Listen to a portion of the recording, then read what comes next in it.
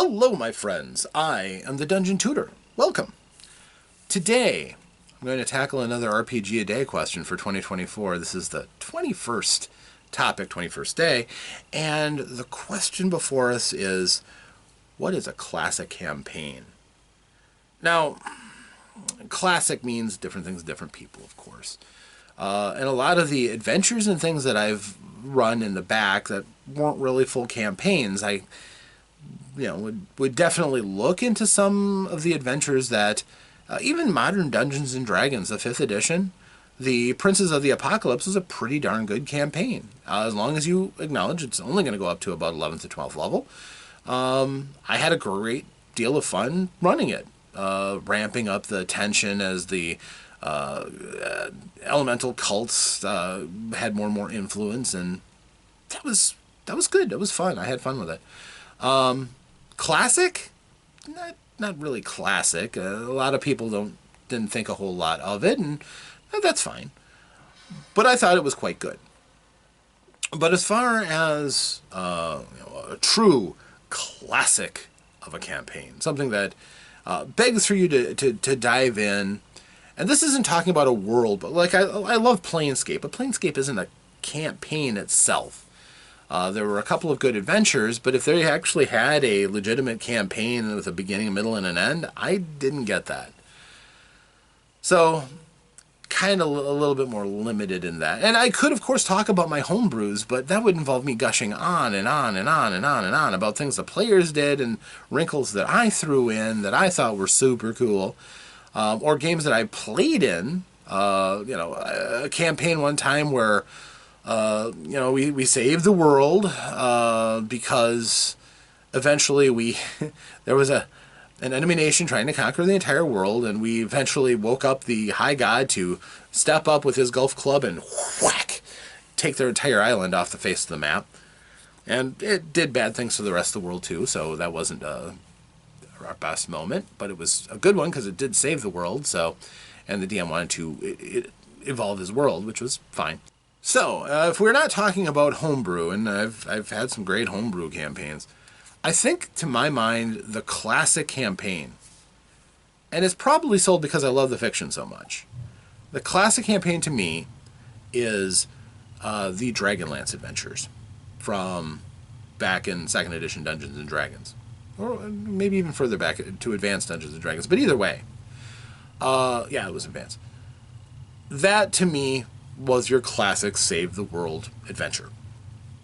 Because there was no question that by trailing and following along the footsteps of the heroes of the Lance from the novels, Chronicles, that Hickman and Weiss wrote, the Dragonlance adventures, putting you in their footsteps and having you go along the same paths that they went to Zaxxaroth, to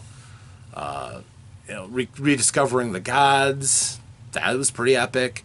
And those scenes are all played out in this adventure, which does mean that it would be a little bit more fun for people who haven't read the adventure because they get to experience all these things for the first time. The people who play it and do know about it get to thrill to, I remember this part or I remember that part, and it's all faithfully laid out for you. It's well done.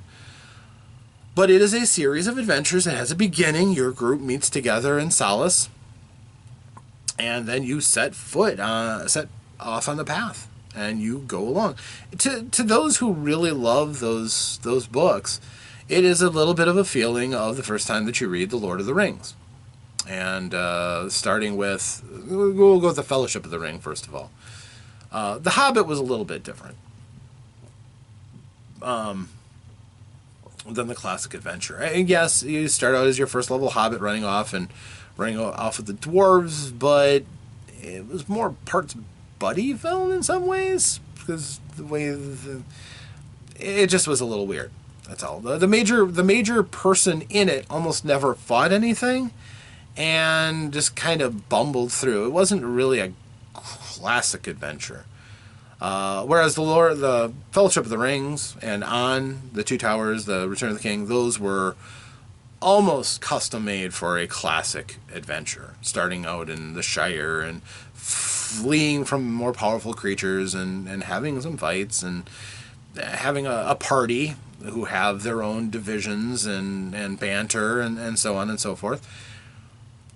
You had that in Chronicles, though, but it was set in a D&D world, so more elevated magic. A fascinating world that had its own trappings already in place, with the wizards are robed and have their own place of mistrust in society, and you had just so much stuff. So much stuff involved in it. It was really well done. Really a fantastic campaign. And it had open war. You had an entire one that was one huge siege battle at the High Claris Tower. Was fantastic. If you like that kind of thing. For me, it was an opportunity to kind of dip in and say, okay, how are my players going to influence this without having to go through mass combat? And it worked out fine. It was good. I believe that is one of the classic adventures that a large number of people can resonate with. And it did a great job of working to a peak. And finally, you felt a strong finale to it that was worthy of the journey. We'll just go that far. The idea of, rediscovering the lances and discovering what the chromatic dragons did to the dragons of good and the perversion of draconians and things like that. Such a good adventure. Fantastic campaign. So, that does, of course, require you to have a whole bunch of these classic campaign segments, but it is worth it.